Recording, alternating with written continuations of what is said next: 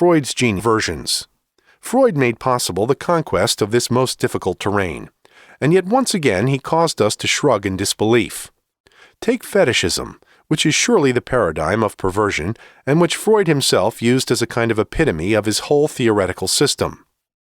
Why is it that the fetishist needs some object like a shoe or a corset before he can begin to make love to a woman?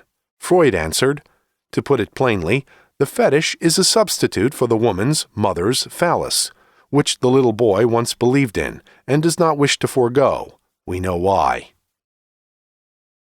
Note the utter assurance of that last phrase. The reason is that the female genitals prove the reality of castration and awaken the horror of it for oneself.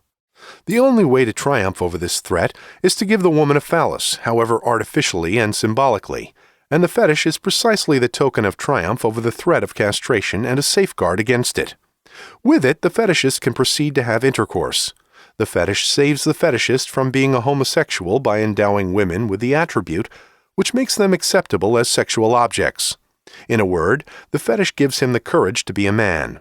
Freud was so confident of his formulation that he said categorically, probably no male human being is spared the terrifying shock of threatened castration at the sight of the female genitals.